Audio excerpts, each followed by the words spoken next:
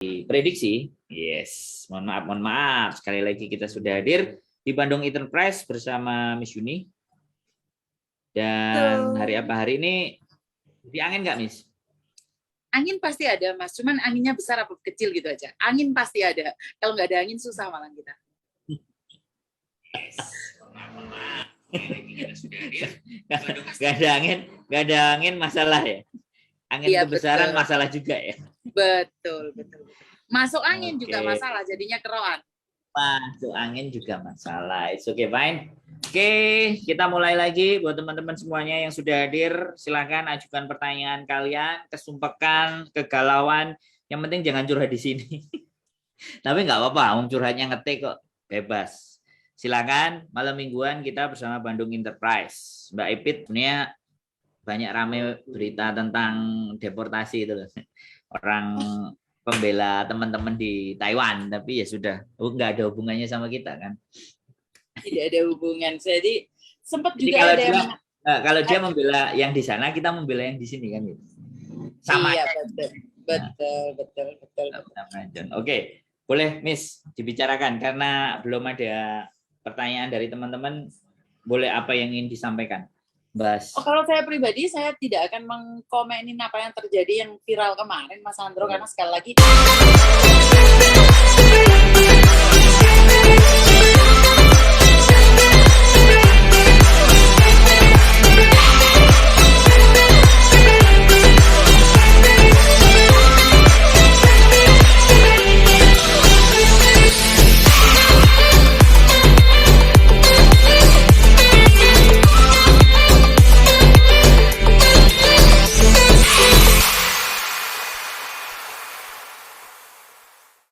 beda negara, beda aturan. Kenapa saya tidak membahas sama sekali? Karena sekali lagi saya tidak tahu peraturan yang ada di sana dan apa yang terjadi. Jadi saya menghargai setiap negara, peraturan-peraturan itu, dan saya juga menghargai privasi seseorang. Jadi saya tidak akan mencari sensasi karena viral yang ada. Jadi saya tidak mau ikut-ikut, karena bagi saya dia punya versi dia sendiri, saya punya versi saya sendiri. Jadi di sini cuman ada sedikit setelah video itu viral, sebenarnya saya ada sedikit, bukan ancaman nih Mas Andro ya, bisa dibilang sebenarnya ada beberapa orang yang mengatakan kemungkinan besar Mbak Yuni suatu saat akan dideportasi juga gitu loh. Ini menarik ini menarik. Iya, ini yang sebenarnya aku mau bahas. Semakin naik ke atas kan semakin dimana bahwa orang-orang semakin melihat kan. Sebenarnya saya pribadi saya tidak merasa naik ke atas ya, masih tetap nih Mas Andro, karena saya merasa posisi saya tidak pernah berubah dari dulu sampai sekarang. Saya tidak pernah merasa di atas, di bawah atau di tengah. Saya merasa tetap di posisi saya, di porsi saya sendiri. Ya, itu kan yang Anda rasakan. Tetapi di luar sana, ketika ada orang intimidasi, ketika ada orang yang komentar sesuatu yang dimana dan dirasa komentarnya agak sedikit, itu artinya sebenarnya apa yang sudah kita buat itu terlempar jauh ke sana. Jadi itu yang dinamakan traffic. Anda boleh tidak merasakan, tapi traffic itu terlihat sama mereka. Sesuatu apa yang kita buat itu terlihat gitu. Itu yang dinamakan sosial media. Terkadang kita ya sudah, kita kan berkarya saja. Kita kan nampung apa yang menjadi keberatan mereka. Tapi ketika itu kita bikin, dilemparnya nun jauh ke sana, jadinya kayak gimana coba? Bilangnya apa kalau? Betul. Jadi kadang-kadang apa komen mereka itu tidak nyambung ya Mas Andro. Dengan apa yang saya sampaikan tidak nyambung. Jadi saya cuma berpikir, ya Tuhan, saya ngomongnya apa, komentarnya apa. Jadi sekali lagi tidak ada masalah. Saya pribadi tetap pada tujuan saya dan fokus pada apa yang saya ingin berikan.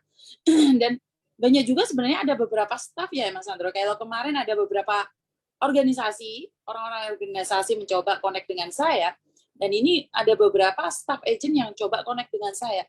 Jadi mereka itu merasa saya membahayakan pekerjaan mereka ya. Padahal saya tidak ingin ikut campur dengan anak buah mereka loh Mas Andro. Sekali lagi anak-anak curhat sama saya. Gimana? Kita rekam, kita naikkan juga, kan seru. Mas Andro dari awal mereka sudah bilang, Yun, kamu nggak ngerekam kan? Jadi saya nggak Mas Andro. Soalnya teman saya sendiri. Oke. Ini ada pertanyaan ya, tapi nanti kita lanjutkan obrolan kita. Selamat malam Mas Sandro dan Miss Yunisnya mau nanya, kan saya finish bulan Oktober tahun ini. Rencananya pengen pindah agent ke Bandung, cari majikan baru, tapi saya pengen bisa cuti pulang dulu. Apa bisa ya? Terima kasih atas jawabannya. Jadi ini finish dia, tapi pulang dulu, terus balik. Gimana Miss? Jawab. Bisa pulang, datang aja ke kantor Mas Sandro, karena ini penjelasannya sudah berkali-kali, jadi lebih baik libur datang ke kantor aja secara jelasnya. Karena kalau saya jelasin di sini ntar ada yang salah paham lagi, pengertiannya beda-beda. Jadi silakan datang ke kantor aja. Kalau masalah ini memang datang ke kantor Mas Sandro. Oke, silakan ke kantor Mbak Nes Aulia. Jadi nanti dibahas, boleh ngobrol dulu sama Miss Yuni di kantor. Nanti ada jawabannya seperti apa dan bagaimananya. Yes, oke, itu pertanyaannya. Oke, teman-teman yang mau bertanya silakan tulis di kolom komen. Akan kita bahas dan kita jawab. Oke, kita lanjut lagi ya. Seharusnya kalau saya berpikir ya mereka positif, ya kan. Enak kan, anaknya mereka curhatnya ke Miss Yuni. Terus dikasih semangat, ya kan. Kok kenapa Miss Yuni yang dibilang membahayakan? Loh, saya kurang tahu Mas Sandro. Saya nanya persepsi mereka juga. Apakah yang saya sampaikan itu salah? Itu yang pertama. Yang kedua, adakah saya mempengaruhi anak buahmu untuk ngebreak? Atau adakah saya menyuruh mereka untuk melawan kamu sebagai agent? Tunjukkan satu aja, kalau memang saya itu sangat membahayakan. Dan mereka bilang, enggak Yun, soalnya kenapa anak-anak jadi pinter, ntar jadi pokcoy. Saya cuma bilang, apakah orang pinter itu identik dengan pokcoy? Seharusnya kalau kita sebagai orang Indonesia, kamu lebih bangga dengan seseorang Indonesia yang kualitasnya lebih baik lagi. Kamu pingin orang Indonesia pinter, tapi kamu nggak pingin ngajarin. Itu nggak masalah. Ada yang ngajarin juga salah. Paham nggak? Kamu pingin orang Indonesia pinter, kamu nggak mau ngajarin. Ada yang ngajarin salah. Jadi aku kadang-kadang pingin ngomong sama mereka, kamu itu mau negaramu diangkat, TKW-mu diangkat, biar pinter. Tapi ada seseorang yang ngasih solusi, ngasih pencerahan. Tapi ya kok masih salah gitu loh. Kadang-kadang saya berpikir, di mana salahnya? Saya cuma menyampaikan peraturan, Mas Sandro. Sekali lagi, saya tidak menyampaikan ide saya loh. Saya seperti anak ngebreak, itu kenapa harus seperti ini, seperti itu. Jangan ngebreak, bahkan berkali-kali saya bilang, Mbak jangan ngebreak. Bertahan dulu, mencoba dulu. Saya belum pernah mengatakan, Mbak ngebreak aja. Itu saya belum pernah. Kecuali majikan memukul ya. Kalau majikan masih cerewet, saya selalu bilang bertahan, Mbak, mencoba bertahan. Jadi, saya tidak tahu apakah kita sebagai orang Indonesia itu takut orang Indonesia pintar. Apa kalian nggak suka orang Indonesia semakin tahu peraturan? Atau kalian sendiri itu yang punya borok yang parah, takut orang lain tahu. Dan kalaupun iya, kan itu masa lalu. Kedepannya kan lebih baik lagi. Menurut saya ya, menurut pribadi saya Mas Sandro ya. Kalau kamu punya luka ya udah obatin gitu loh. Kedepannya lebih baik lagi. Dan sekarang ini kalaupun bukan saya, suatu saat itu kan pasti ada orang lain yang akan muncul Mas Sandro. Saya yakin pasti ada orang lain yang akan muncul selain saya. Jadi sama kayak adik Taiwan itu, adik Taiwan kan ada 2 tokoh yang terkenal. Otomatis di Hong Kong sebentar lagi ada tokoh lain gitu loh. Dan saya mengharapkan untuk tokoh-tokoh itu keluar gitu loh. Jangan dibilang aku sama Countering itu virus kuadrat gitu loh. Maksud aku adalah, ayo kalau ada yang lain dukung. Saya malah senang kalau ada staf-staf lain berbagi informasi, Mas Sandro. Jadi di mana, ayo kita beradu secara positif. Jadi saya itu memang benar-benar menunggu ada agent lain yang bercerita tentang peraturan. Jadi sampai sekarang kan repot Mas Sandro. Saya itu cuma bukan membela ya. Sekali lagi saya garis bawahi, saya tidak membela majikan, tidak membela Cece. Saya cuma memberikan peraturan di mana yang peraturan itu saya translate dalam bahasa saya, dalam gaya saya. Tapi masih dalam buku pokok Labor Department dan keimigrasian. Saya itu tidak pernah mengajarkan mbak-mbaknya untuk menantang peraturan, tidak loh Mas Sandro. Bahkan saya tidak pernah menyarankan seseorang untuk overstay, menyarankan seseorang bekerja di luar pekerjaan mereka. Oke. Tapi di mana salahnya itu? Tapi sekali lagi ya, yang seperti Mas Sandro katakan, kadang-kadang orang bagus saja masih salah, apalagi yang jelek. Jadi ya udah nggak apa-apa, sama-sama belajar itu aja. Oke. Kita bahas pertanyaannya, tapi seru itu dibahas. Ya kalau dia nggak mau anak-anak pinter, berarti dia mau dia yang pinter sendiri tuh. Nah sekarang anak-anak udah mulai pinter kok. Kita udah mulai bikin sosial media, dia suruh campaign lagi. Ini adalah poin. Jadi di saat kita bikin the first one, ya, ketika mereka merasa terancam, mereka bikin. Nah, sorry ya, ini banyak orang nonton bola ya. Ini harusnya Indonesia kan kayak gitu. Studionya pindah soalnya. Oke, ini ada yang tanya. Mbak Rahayu Putri, selamat malam. C, bantu saya proses Hongkong, X Hongkong dan Singapura. Mbak Rahayu Putri, silakan inbox atau WA di nomor handphone saya 54791077. Nanti silakan inbox. Ini langsung aja saya pangkas Miss ya. Bertanya, selamat malam C, bantu saya proses X Hongkong dan Hongkong Singapura. Oke, kita jawab pertanyaannya Mbak Rayu sudah. Kemudian pertanyaan berikutnya ini keren. Pertanyaan ini kalau dijawab sampai besok pagi. Mbak Desi, apa saja hak dan kewajiban PMI dan apa saja hak dan kewajiban majikan? Jika salah satunya tidak memenuhinya, bagaimana tanggapannya? Entah itu dari PMI ataupun majikan. Terima kasih. Hak dan kewajiban PMI dan hak dan kewajiban majikan. Jawabnya mau sampai di kontrak itu kita bahas semua. Oke, jawab dulu yang singkat, Miss. Silakan, monggo. Ini Mbak Desi. Kewajiban sebagai PMI mengerjakan apa yang harusnya dikerjakan. Apa saja itu tergantung majikan juga. Jadi beda-beda majikan, beda-beda kewajiban yang dipenuhi. Kalau kamu jaga nenek, ya peraturannya seperti apa, ya kamu ikutin. Kalau kamu bersih-bersih rumah saja, masak saja, ya kamu ikutin. Karena satu-satu kewajiban itu beda dengan kewajiban yang lain. Tapi kewajiban majikan tetap sama, memberikan gaji, memberikan tempat tinggal, dan memberikan fasilitas. Yang lebih dan kurangnya bisa dibaca di buku labor. Kalau tidak ada, Anda bisa ambil di saya. Jadi ingat, hak dan kewajiban itu beda-beda, cuman yang tidak membedakan adalah kewajiban majikan. Kewajiban majikan sama. Memberikan tempat tinggal, memberikan gaji, memberikan fasilitas, memberikan libur. Itu wajib buat majikan. Jadi kalau cecenya kewajibannya apa aja, kalau jaga nenek, ya jaga nenek, bersih-bersih rumah. Jadi itu tergantung dari syarat dan ketentuan bersama majikan. Itu aja Mas Andro. Kalau saya jawab, Mbak Desi, hak dan kewajiban PMI, hak kewajiban dan majikan itu tertera di kontrak. Kalau membahas lebih detail mengenai kesehatan, mengenai istirahat, mengenai libur, itu bisa dibuka di buku labornya.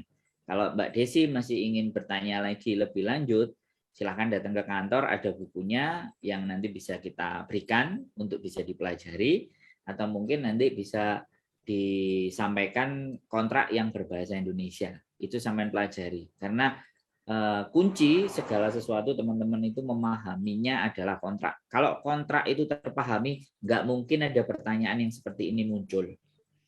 Tapi kalau sampean belum memahami, sampean bertanya di sini, saya jelaskan bahwa ketika ada kontrak sampean itu sampean baca. Itu pasti di situ ada hak dan kewajiban sampean, jelas tertulis di pasal per pasalnya. Nah, Jelentrehno ini kontring dari A sampai Z bisa. Begitu Mbak Desi, terima kasih atas jawabannya ya. Nanti kalau kurang puas lagi boleh ditanyakan di bawah. Oke, pertanyaan berikutnya dari Mbak Umi Faris. Mas Andro dan Miss Yuni, saya mau nanya, kalau kita renew kontrak, dimajikan sama, terus tanda tangan, kira-kira nunggu visa turun berapa minggu? Dan medikalnya serang berapa hari setelah kita tanda tangan kontrak yang baru? Terima kasih atas jawabannya. Kalau masalah medikal itu tergantung kamu dan agent dan majikan ya Mbak ya. Biasanya itu kan kalau kamu nggak ada waktu, majikan yang arrange. Kalau majikan nggak bisa kan agent yang arrange. Itu tergantung. Masalah visa kalau kamu udah renew, keluarnya berapa lama itu tergantung juga. Karena imigrasi ada corona sekarang. Jadi kalau dulu kita sebelum visa habis itu visa sudah turun. Tapi saat ini beda-beda sekali Mas Andro. Jadi kita tidak ada data akurat yang pastinya kapan setelah visa renew.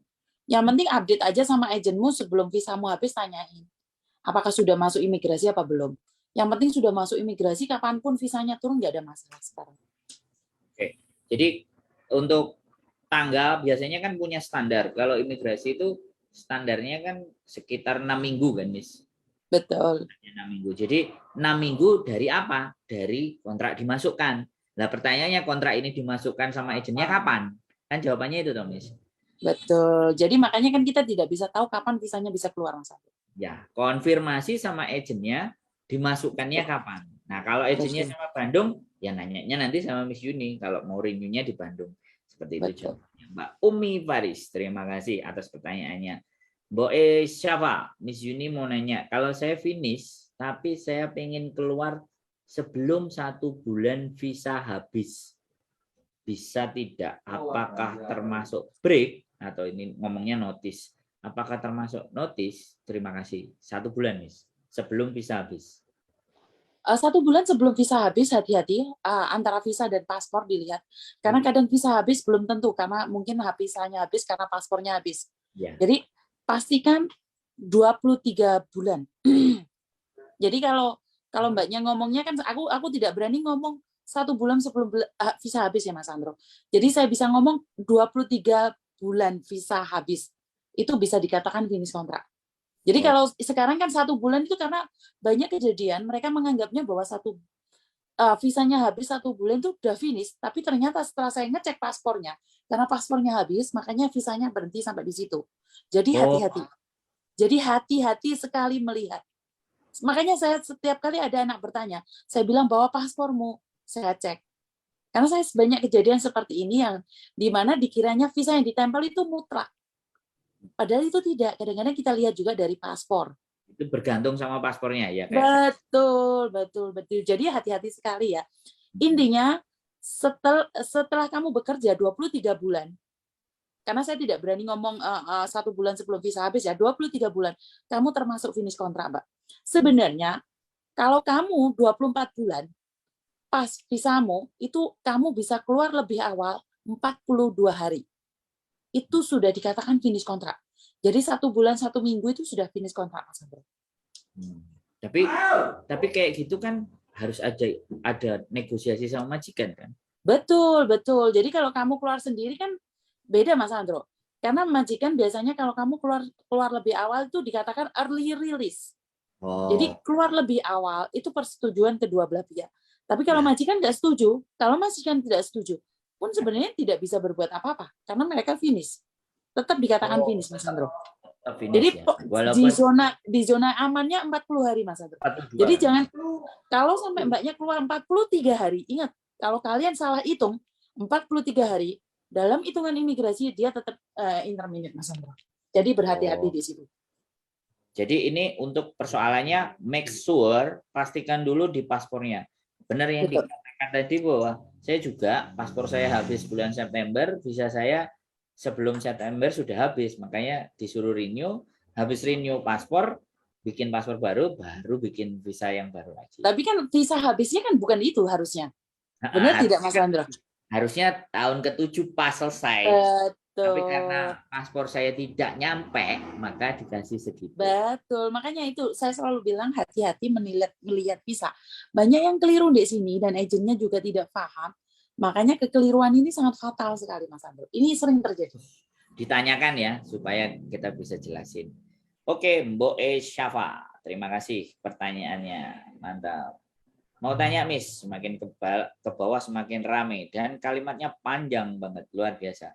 Mau tanya, Miss, masalah long service. Dulu bos sudah ngomong sebelum renew kontrak ketiga mau ngasih, pas tanda tangan kontrak bos ngomong ke agent kalau mau ngasih bonus, malah pihak agent bilang tidak perlu karena saya finish kontrak ketiga pulang los. Agent bilang kalau bos yang nggak mau CC bos harus nagih.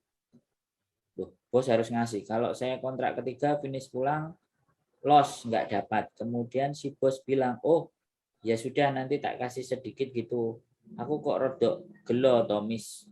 Pihak agent malah ngono. Gimana ngomongnya, Miss, ke bos? Karena pernah ngomong mau ngasih sesuai hitungan rumus. Lanjut, silakan, Miss. Jadi itu sering terjadi ya. Itu sering terjadi, Mas Andro. Jadi memang apa yang dikatakan agent kamu benar.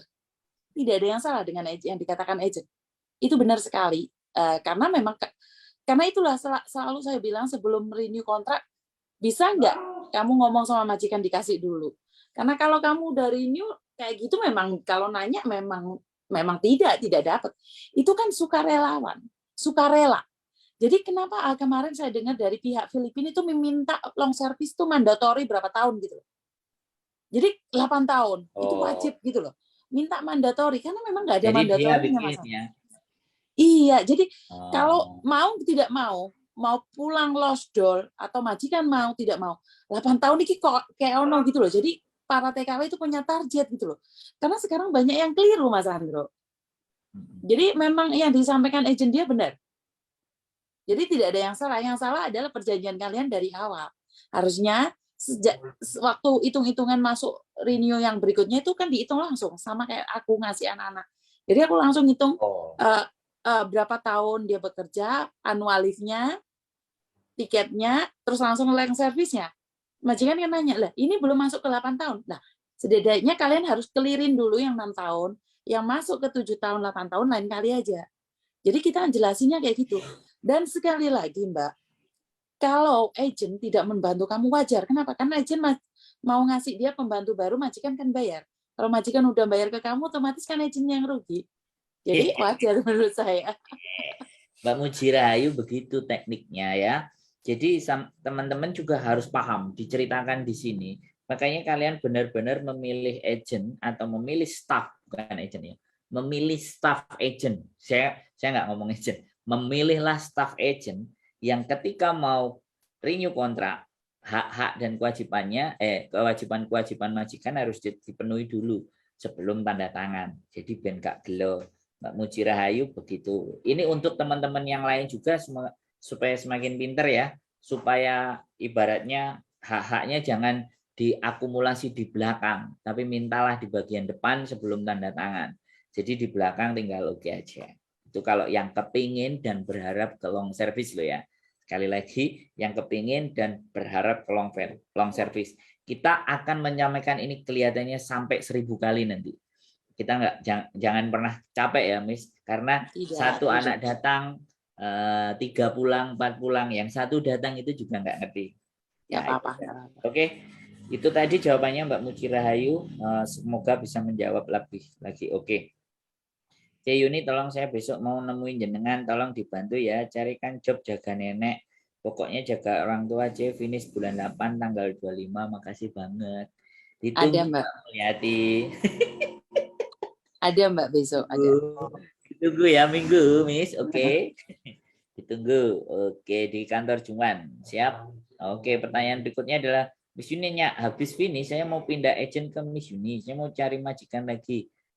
Tapi saya mau pulang Indo. Nah, Mbak Sritina saja di scroll lagi ke atas. Tadi ada jawabannya. Silahkan datang ke kantor, ngobrol di kantor lebih enak. Jawabannya tadi di atas seperti itu. Oke.